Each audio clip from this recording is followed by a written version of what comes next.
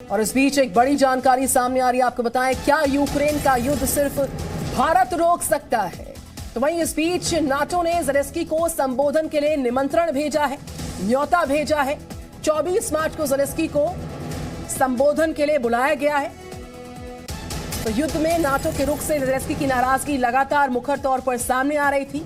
तो वहीं इस बीच एक अपडेट ये जुड़ रहा है कि 24 मार्च को ज़ेलेंस्की को संबोधन के लिए बुलाया गया है, उनको निमंत्रण दिया गया। युद्ध में नाटो के रुख से नाराजगी ज़ेलेंस्की की लगातार सामने आ रही है। इस बीच न्योता दिया गया है ज़ेलेंस्की को संबोधन का।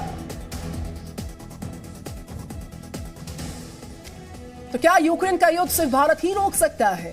क्या पुतिन के सामने पूरी दुनिया लाचार हो चुकी है?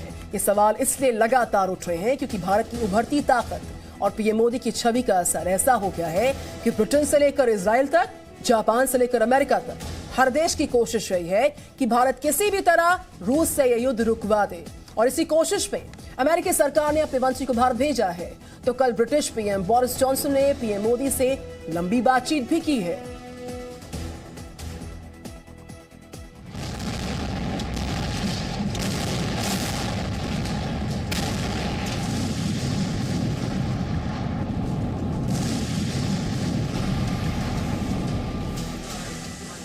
अट्ठाईस दिन हो गए, यूक्रेन धमाके, धुएं और गर्द में लिपटा है।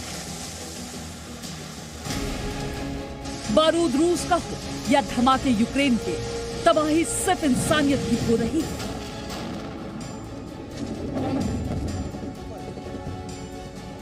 हफ्तों की पूरी कहानी ये है कि रूस यूक्रेन में युद्ध कर रहा है, अमेरिका यूक्रेन को फंड दे रहा है, यूरोप के देश यूक्रेन को हथियार दे रहे हैं, बाकी दुनिया सलाह दे रही है। लेकिन ना तो युद्ध रुकता दिखता है और न ही यूक्रेन या रूस झुकते दिखते हैं। और तब सवाल उठता है कि ये युद्ध रोकेगा कौन? और इसी सवाल के जवाब की तलाश में पूरी दुनिया की नजरें भारत की ओर उठती हैं। प्रधानमंत्री नरेंद्र मोदी पर टिकती हैं और ऐसी ही एक कोशिश अब ब्रिटिश प्रधानमंत्री बोरिस जॉनसन ने भी की है। प्रधानमंत्री कार्यालय के अनुसार ब्रिटिश पीएम बोरिस जॉनसन और प्रधानमंत्री नरेंद्र मोदी के बीच टेलीफोन पर काफी देर तक बातचीत हुई। इसमें भारत की ओर से बड़ी बातें ये कही गई कि बातचीत और कूटनीतिक तरीके से यूक्रेन विवाद सुलझाया जाए, हर देश अंतर्राष्ट्रीय कानूनों का पालन और क्षेत्रीय संप्रभुता का सम्मान करे। आपसी व्यापार, तकनीक, निवेश और रक्षा के क्षेत्र में भारत ब्रिटेन के रिश्ते और मजबूत होंगे। इसके साथ ही पीएम मोदी ने बोरिस जॉनसन को जल्द ही भारत बुलाने की पेशकश भी की।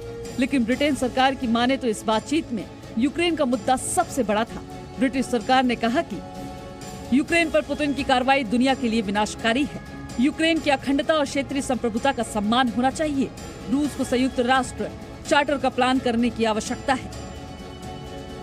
ब्रिटिश प्रधानमंत्री की पीएम मोदी से ये बातचीत ऐसे वक्त पर हुई है जब फ्रांस, ब्रिटेन, अमेरिका जैसे देशों की मांग पर संयुक्त राष्ट्र महासभा में यूक्रेन के मुद्दे पर आपातकालीन बैठक बुलाई गई है। इस बैठक में रूस के खिलाफ भारत का समर्थन पाने की कोशिश में दुनिया के बड़े बड़े देश लगे हुए हैं।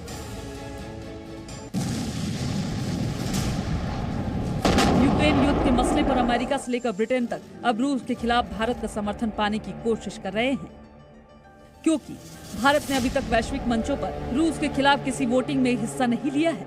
भारत की ओर से रूस के विरोध में कोई सख्त बयानबाजी नहीं की गई है। पश्चिमी देशों के प्रतिबंधों के बीच भारत ने रूस से 30 लाख बैरल तेल खरीदने का ऐलान भी किया है, क्योंकि भारत और रूस के बीच ऐतिहासिक रिश्ते रहे हैं। आज भी भारत के रक्षा आयात का करीब 50% हिस्सा रूस से ही आता है।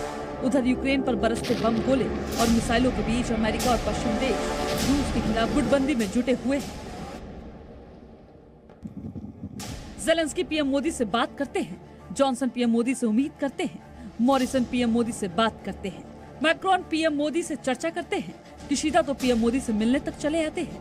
और अब तो बाइडेन ने अपने विदेश मंत्रालय की अंडर सेक्रेटरी विक्टोरिया न्यूलैंड को भारत ही भेज दिया, जो भारत से लेकर श्रीलंका और बांग्लादेश तक जा रही है, ताकि पुतिन के खिलाफ एशियाई देशों का समर्थन जुटाया जा सके। लेकिन भारत ने साफ कर दिया कि चाहे वो अमेरिका के साथ क्वाड का मंच हो या रूस के साथ भारत के रिश्ते, देश और दुनिया के हित में भारत की विदेश नीति और निष्पक्ष ही रहेगी। Bureau report, C media. Presenting B News app, available on Google Play and App Store. Download it now.